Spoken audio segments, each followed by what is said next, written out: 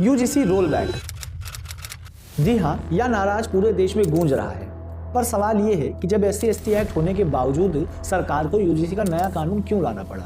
यह कानून SC/ST को समान करने के लिए लाया गया। दिक्कत यह है कि कोई झूठा आरोप भी तो लगा सकता है, पर यदि कोई झूठा आरोप लगा भी रहा हो तो भी उस पर कोई कार्रवाई नहीं की जाएगी। यही सबसे बड़ा कारण है विरोध का।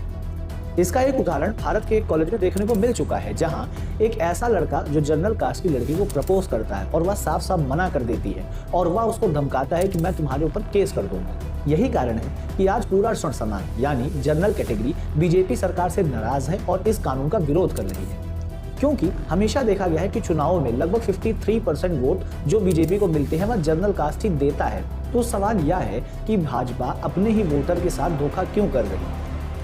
दरअसल इसके पीछे बहुत दिलचस्प कारण अगर ध्यान दिया जाए तो 2027 में यूपी में चुनाव होने वाले और अमित शाह और योगी के प्रधानमंत्री कौन बनेगा, इस बीच के ऊपर अंदरूनी रूप से बवाल हो सकता है, क्योंकि बहुत ही तेजी के साथ योगी की लोकप्रियता न केवल यूपी बल्कि पूरे देश में बहुत तेजी से बढ़ी है। और यूपी बिहार का चुनाव जाति के आधार पर ही लड़ा जाता है। यदि यूपी में बीजेपी हार जाती है तो जाहिर सी बात है योगी को और बड़ा बन पाना बहुत ही काफी ज्यादा मुश्किल होगा। शायद इसीलिए बीजेपी खुद यूपी में अपने आप को भी हराना चाहती है और चाहती है कि योगी अगले CM ना बने। बाकी आपकी क्या राय है, जरूर बताइए।